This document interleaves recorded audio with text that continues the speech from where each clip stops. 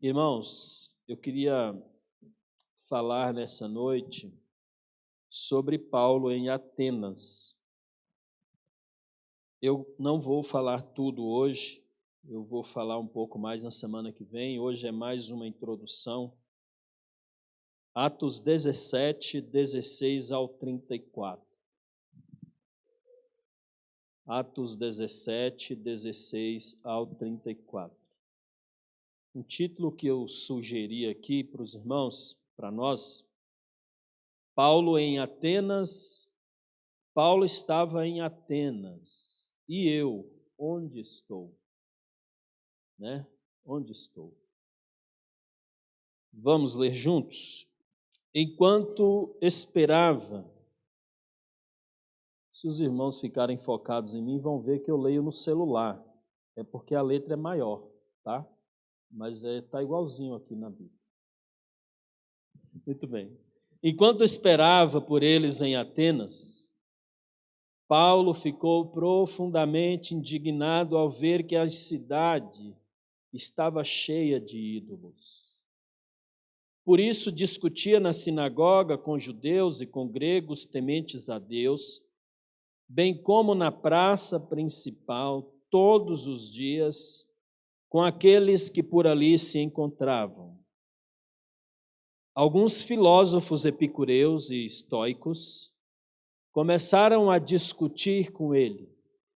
Alguns perguntavam: o que está tentando dizer esse tagarela? Outros diziam: parece que ele está anunciando deuses estrangeiros.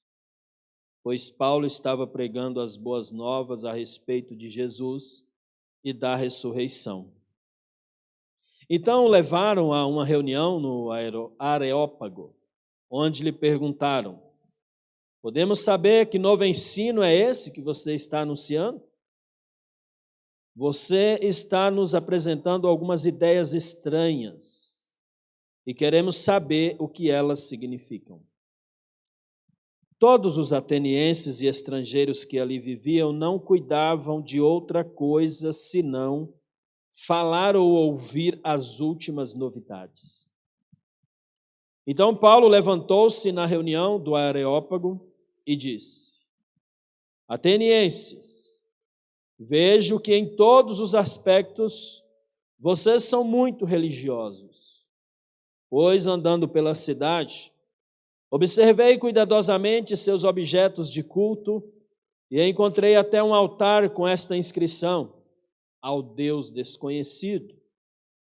Ora, o que vocês adoram, apesar de não conhecerem, eu lhes anuncio. O Deus que fez o mundo e tudo o que nele há é o Senhor do céu e da terra, e não habita em santuários feitos por mãos humanas. Ele não é servido por mãos de homens, como se necessitasse de algo, porque ele mesmo dá a todos a vida, o fôlego e as demais coisas. De um só fez ele todos os povos, para que povoassem toda a terra, tendo determinados tempos anteriormente estabelecidos e os lugares exatos em que deveriam habitar. Deus fez isso para que os homens o buscassem e talvez, tateando, pudessem encontrá-lo, embora não esteja longe de cada um de nós. Pois nele vivemos, nos movemos e existimos. Como disseram alguns dos poetas de vocês, também somos descendência dele. Assim, atenienses, visto que somos descendentes de Deus, não devemos pensar que a divindade é semelhante a uma escultura de ouro, prata ou pedra feita pela arte e imaginação do homem. No passado, Deus não levou em conta essa ignorância, mas agora ordena que todos em todo lugar se arrependam, pois estabeleceu um dia em que há de julgar o mundo com justiça, por meio do homem que designou. E deu provas disso a todos, ressuscitando dentre os mortos. Quando ouviram sobre a ressurreição dos mortos, alguns deles zombaram e outros disseram: a esse respeito nós o ouviremos outra vez. Com isso, Paulo retirou-se do meio deles. Alguns homens juntaram-se a ele e creram nele, creram no evangelho que ele acabara de pregar. Entre eles estava Dionísio, membro do Areópago, e uma mulher chamada Damaris, ou Damares, e outros com eles.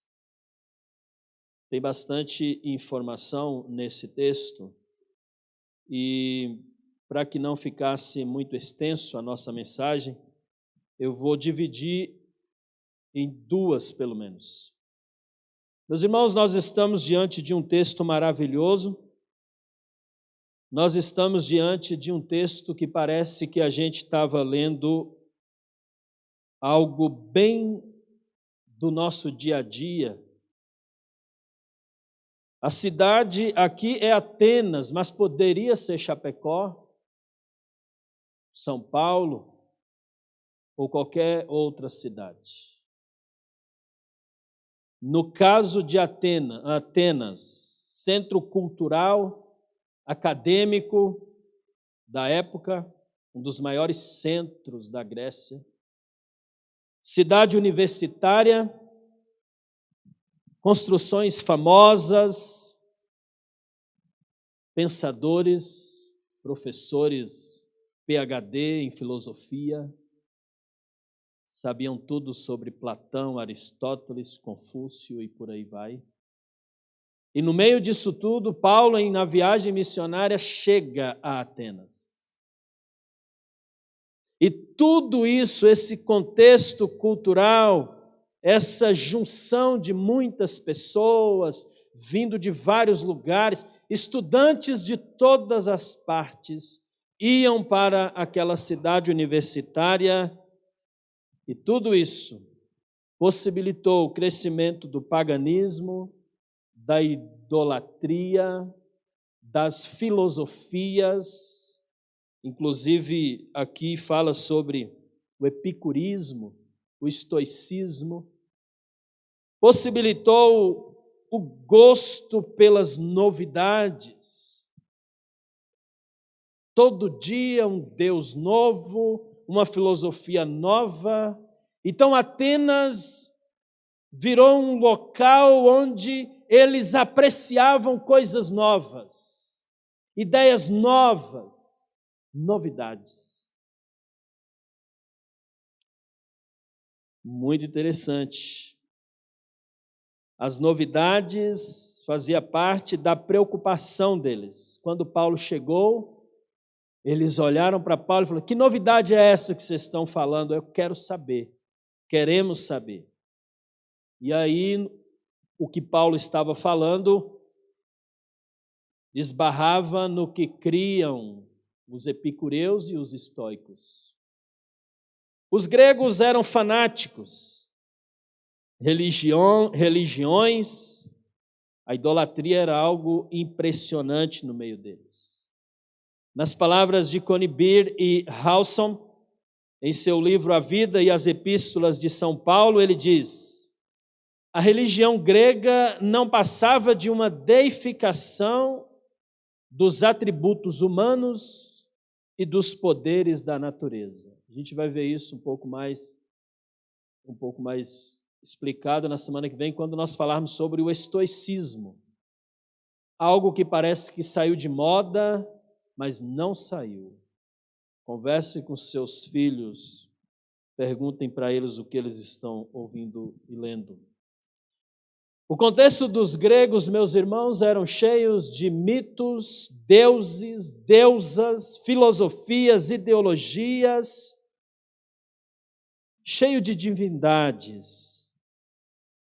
Não é diferente em nosso contexto. Não há nada novo debaixo do sol, diz Eclesiastes. Basta dar uma volta por aí, Os professores de universidades, então, todo dia tem que dar uma explicação, muitas novidades, toda hora surgem coisas novas. Surgem coisas novas também nas igrejas, todo dia uma novidade. O pastor tem que saber de tudo, ideologias, filosofias, qual que é a moda, pastor? Como assim? Tu não sabe? Como agir no meio da idolatria, no meio dos falsos deuses, de tantas filosofias? O que fazer? Paulo nos dá alguns apontamentos, nós acabamos de ler.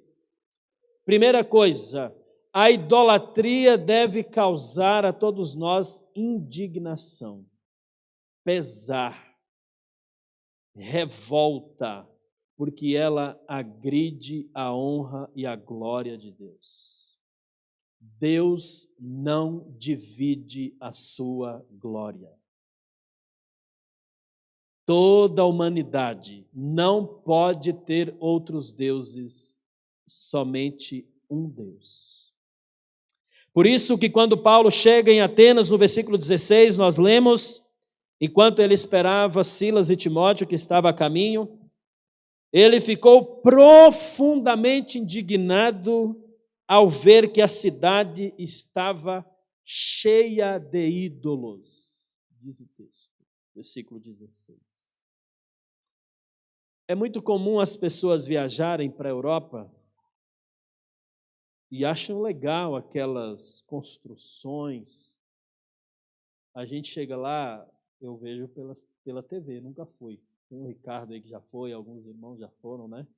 Castelos e muitas coisas. Muita coisa bonita, obras de arte. Porém, muitas daquelas obras foram motivo de pesar para o apóstolo Paulo. Indignação.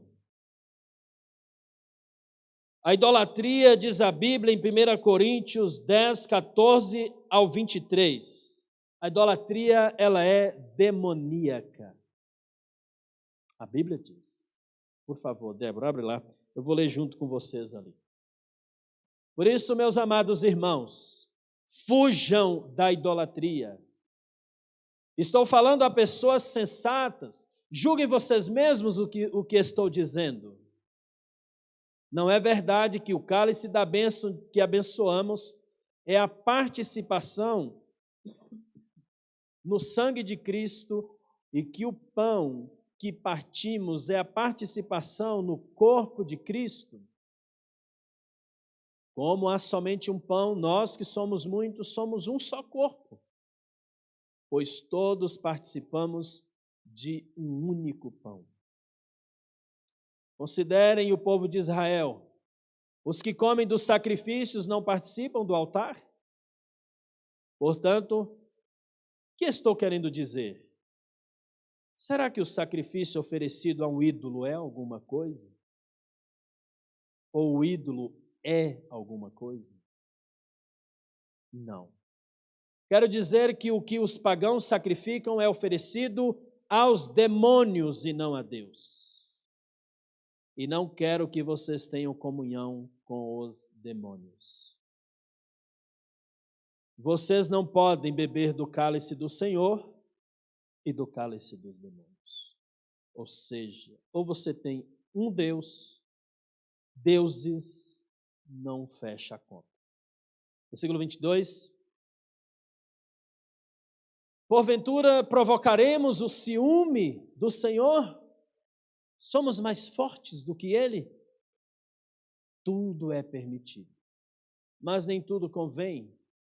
Tudo é permitido, mas nem tudo edifica. Nenhum Deus é capaz de transformar a vida do ser humano. Só o Deus verdadeiro pode fazer isso. 1 Coríntios 8, 6 diz o seguinte: para nós, porém, há um único Deus, o Pai, de quem vêm todas as coisas e para quem vivemos, e um só Senhor, Jesus Cristo, por meio de quem vieram todas as coisas e por meio de quem vivemos. Jesus Cristo. Só. Nada mais. Precisamos nos questionar, meus irmãos, se nós queremos mesmo Jesus Cristo, ou apenas uma cultura cristã, ou a sabedoria de Cristo. Eu gosto de Jesus, eu gosto dos crentes, é bom ir à igreja, a gente ouve umas mensagens motivacionais, começar a semana falando com Deus, indo à igreja, isso é muito bom, isso é muito pouco. Nós todos precisamos, como diz o texto, viver unicamente para Jesus Cristo, por meio dele. Há um outro texto de Coríntios que eu queria ler ainda, o capítulo 1, versículos 18 a 25. Os atenienses gostavam de novidade, e nós também gostamos. O que será que está dando certo na igreja de fulano? O que será que é a moda agora? Qual que é a filosofia que está dando certo?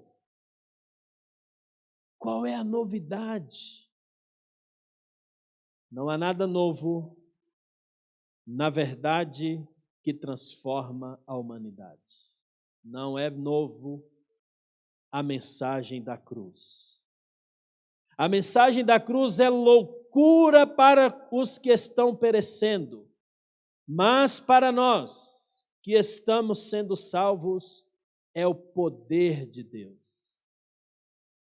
Versículo 19 até o 25. Pois está escrito: destruirei a sabedoria dos sábios e rejeitarei a inteligência dos inteligentes. Onde está o sábio? Onde está o erudito? Onde está o questionador desta era? Acaso não tornou Deus louca a sabedoria deste mundo? Visto que na sabedoria de Deus o mundo não o conheceu por meio da sabedoria humana. Agradou a Deus salvar aqueles que creem. Não é aqueles que conhecem, têm sabedoria, conhece todas as filosofias, conhece tudo. Agradou a Deus salvar aqueles que creem. Tão simples, não é novidade. É uma mensagem antiga. Agradou a Deus salvar aqueles que creem por meio da loucura da pregação. Os judeus pedem sinais milagrosos e não é diferente nos nossos dias. As pessoas creem se houver algum sinal milagroso. A igreja mais legal é aquela que tem um ritual novo, uma novidade para trazer alguma esperança, alguma mudança, alguma satisfação para o homem. Uma hora é o óleo, outra hora é o corredor do sal, outra hora é o paletó que derruba as pessoas, outra hora é o lenço ungido, outra hora é o ar ungido. Já viu essa? O cidadão na pandemia teve a capacidade de encher um balão, amarrou, ar ungido. Leva para casa e você vai ser abençoado. Novidade. Qual que é a novidade agora? Existem tantas. E a Bíblia fala, é tão simples. Não tem novidade nenhuma. É a mensagem da cruz. Cristo crucificado não é novidade. A mensagem é antiga e transforma a vida. Continuando, os judeus pedem sinais milagrosos, os gregos procuram sabedoria. Nós, porém, pregamos a Cristo crucificado, o qual, de fato, é escândalo para os judeus. Para quem procura só milagre, é escândalo. é escândalo e loucura para os gentios. Mas para os que foram chamados, tanto judeus como gregos, Cristo é o poder de Deus e a sabedoria de Deus. Porque a loucura de Deus é mais sábia que a sabedoria humana e a fraqueza de Deus é mais forte que a força do homem. Meus irmãos, a idolatria faz com que nos tornemos meramente religiosos. Gostamos de religião. O importante é falar de Deus. Não importa que Deus que é. O importante é falar de Deus.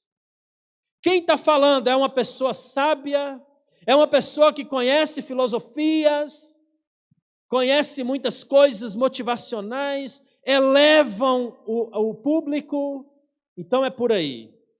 Aí as pessoas se tornam religiosas. Um dia está aqui, mas se aqui não tiver muita novidade, ele vai para lá, mas ali acabou as novidades, ele vai para o outro lado, ele se torna um religioso. E religiosamente ele vai pulando de igreja, pulando de filosofias. Nunca está bom para ele. Por quê? Porque o que transforma mesmo é Cristo crucificado. O poder de Deus, a sabedoria de Deus que transforma vida. E a pessoa, enquanto não entende isso, ela vive para as filosofias, para as ideologias, ela vive para as modinhas. Sabe modinhas? Um tempo atrás era teologia da prosperidade. Depois, teologia da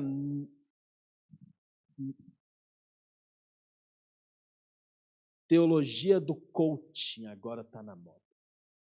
Pastor que não fala de coaching não serve para mim.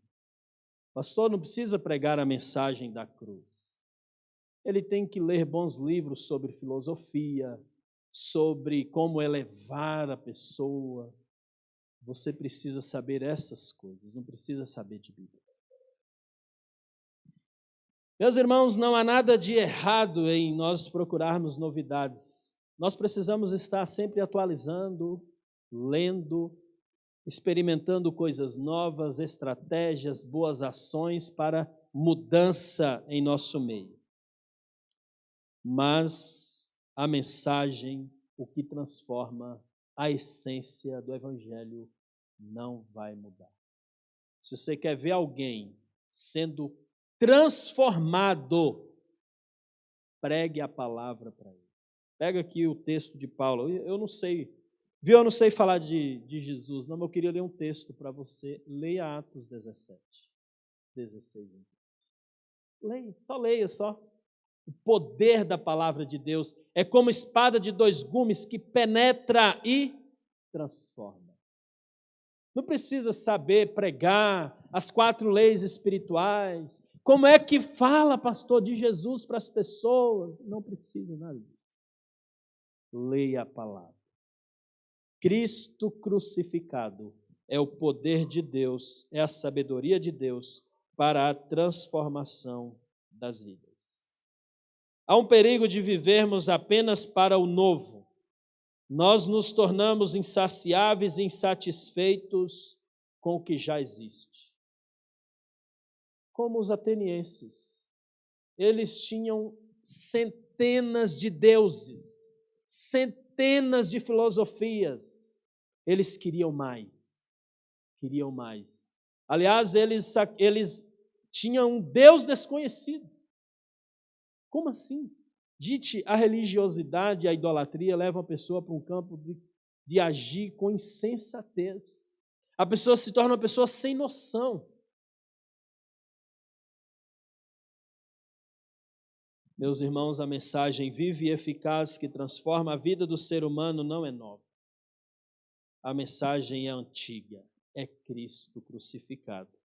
A mensagem poderosa o poder de Deus, a sabedoria de Deus para a salvação de todo mundo, de todo aquele que crê, diz o texto. Esta mensagem é simples e ao mesmo tempo antiga, não é novidade, mas poderosa. Uma citação do teólogo Wiersbe diz: a pessoa que corre atrás do que é novo e que desconsidera o que é antigo, logo se vê sem raízes profundas o suficiente para nutrir sua vida. Também descobre que nada é verdadeiramente novo, nossa memória é que não funciona bem. Interessante lermos Eclesiastes 1, 8 ao 11. Eclesiastes 1, 8 ao 11. Isso é bíblico. Diz o texto: todas as coisas trazem canseira. O homem não é capaz de descrevê-las. Os olhos nunca se saciam de ver. A gente sempre quer ver coisas novas. Nem os ouvidos de ouvir. O que eu vou fazer na igreja? O pastor vai falar de Jesus de novo, crucificado, morreu, ressuscitou. Eu já ouvi, nem preciso mais ir na igreja. O que foi, tornará a ser, diz o texto. O que foi feito, se fará novamente. Não há nada novo debaixo do sol.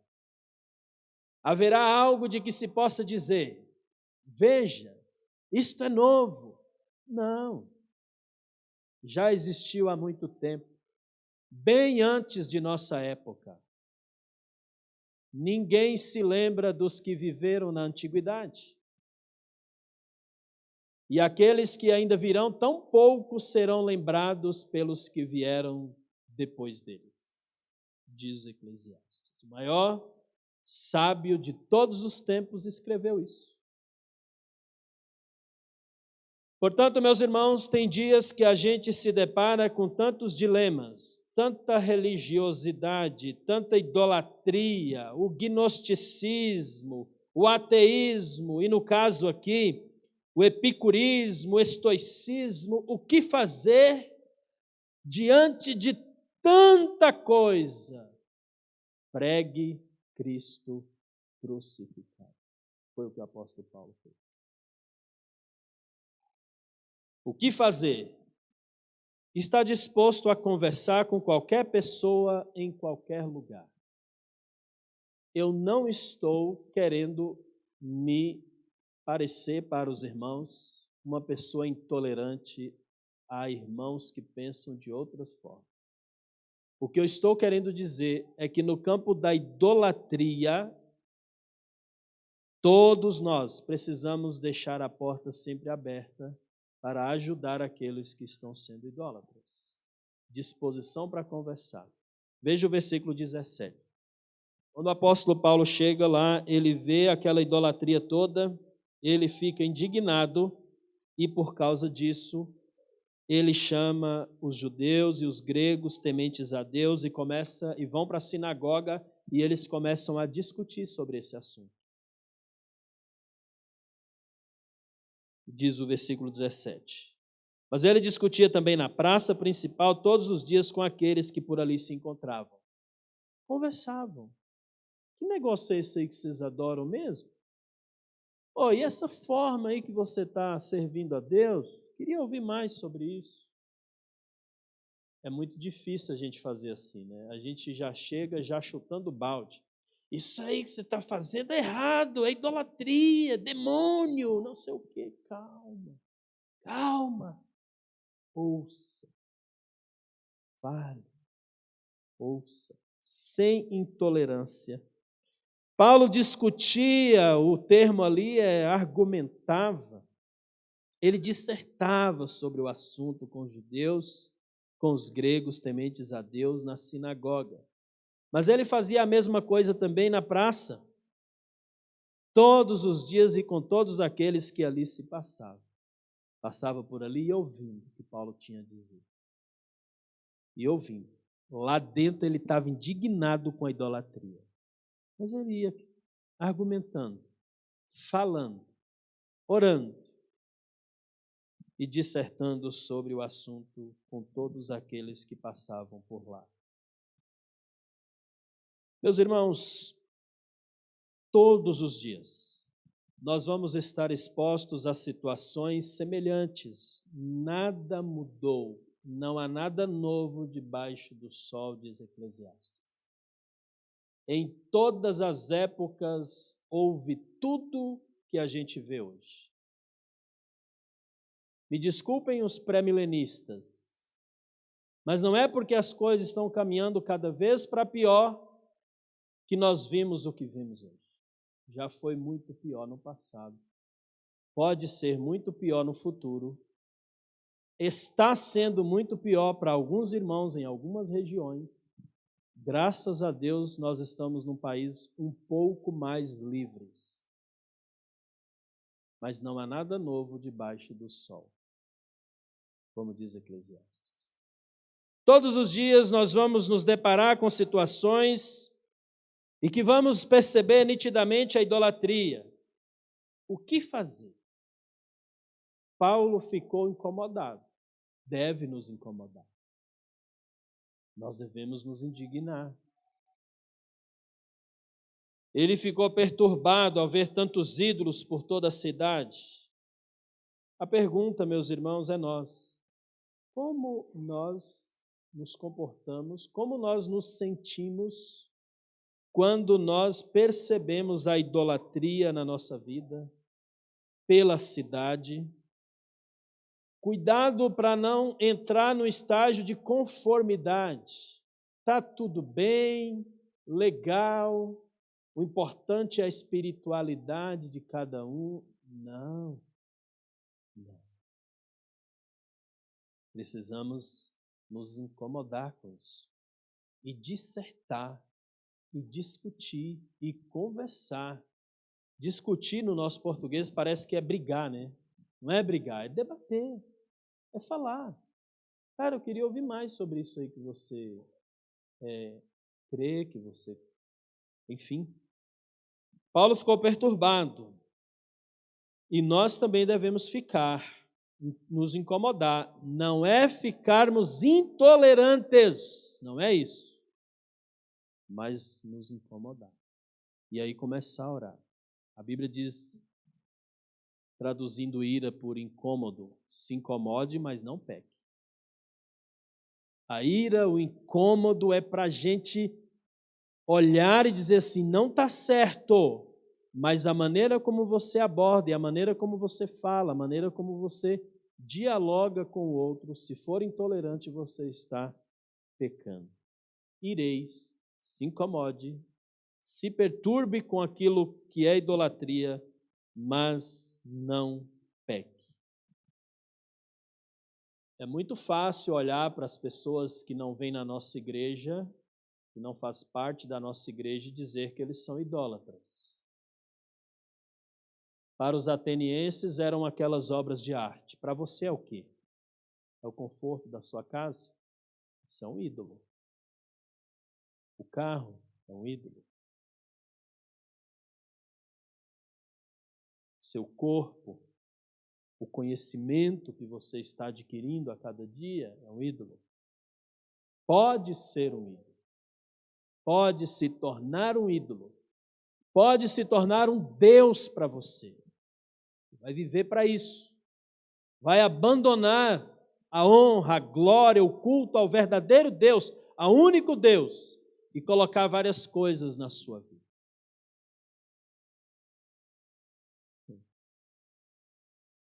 Meus irmãos, precisamos ficar atentos com todas essas coisas. Nenhum Deus é capaz de transformar vida, nenhuma filosofia, nenhuma ideologia. A idolatria, ela é demoníaca. As pessoas que convivem com você sabem que a idolatria é demoníaca. Diante da indignação, Paulo coloca-se à disposição tanto nas sinagogas como na praça para falar sobre o assunto, para argumentar, para dialogar sobre o assunto. Diante das idolatrias que você vê por aí, diante das coisas que você vê, que você não concorda, que você acha errado, que não agrada a Deus, como você e eu nos comportamos. A gente simplesmente diz assim, eu não vou entrar na questão não, para não causar problema. Você pode entrar, pode falar, não tem problema. É só você rever a maneira como você fala, a maneira como você ouve, a maneira. Eu trabalho no hospital e na equipe tem pessoas católicas, presbiterianos, espíritas.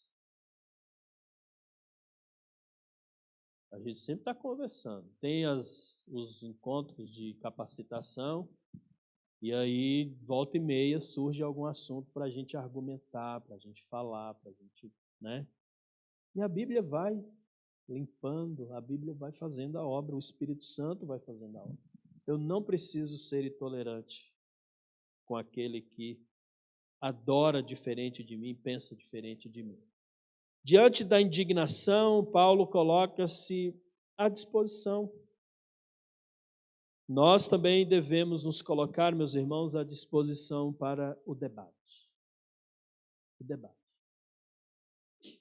Eu sei que tem gente que vai dizer assim, pastor, mas eu não sei muito o que dizer, eu vou ficar na minha. Jesus não nos chama para ficar na nossa. Ele nos chama para argumentar, falar a verdade para as pessoas. E a verdade é o que mesmo? Qual que é a verdade? Qual que é a verdade, irmãos? A mensagem da cruz. Cristo crucificado. Meu querido, se você não adora só Cristo,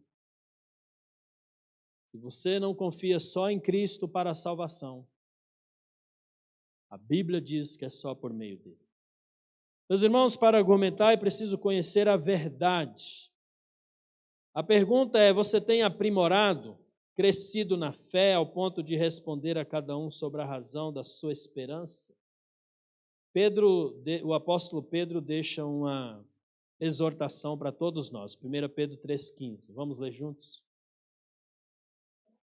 Antes santifiquem Cristo como Senhor em seu coração.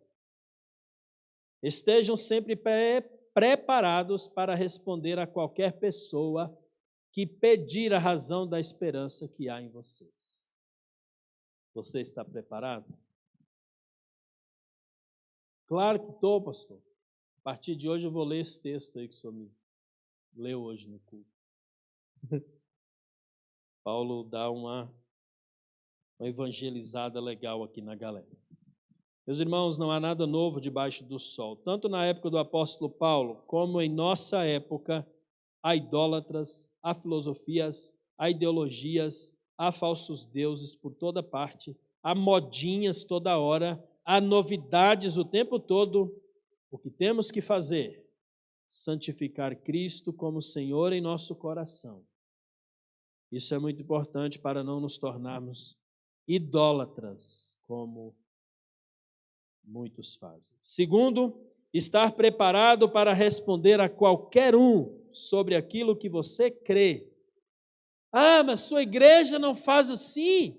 É assim agora que está dando certo. Irmão, vou dar uma pensada, vou orar sobre o assunto. Você está preparado para responder a qualquer um sobre aquilo que você crê? Se você está preparado, amém. Se não, vamos continuar falando sobre isso. Eu espero você na próxima semana. Senhor Deus, muito obrigado por essa noite, Senhor. A tua palavra é viva e eficaz, como espada de 2 gumes, penetra e causa transformações na nossa vida. Deus amado, ajuda-nos com a sabedoria do alto, que vem do Senhor. A Bíblia diz, tem falta de sabedoria, pede a Deus, Ele dá. Não é conhecimento que traz sabedoria. A sabedoria divina vem direto do Senhor para nós. É bom ler, É bom nos informar, é bom, Senhor, construir, é bom as coisas novas, tudo é maravilhoso. Nós temos que viver para conquistarmos tudo isso. Daqui a pouco, por exemplo, nós vamos desfrutar de um ambiente gostoso, um ambiente mais agradável, um pouco mais confortável, bonito para cultuar ao Senhor. Mas é só um local. Que o Senhor seja engrandecido, tanto lá como aqui ou em qualquer lugar que nós estivermos. É ao Senhor que nós adoramos.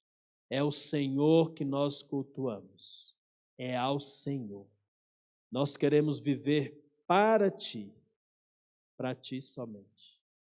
Não deixe que nada que nós fazemos no dia a dia torne-se uma prioridade exagerada para nós, ao ponto de nós abandonarmos o Senhor, abandonarmos Cristo crucificado.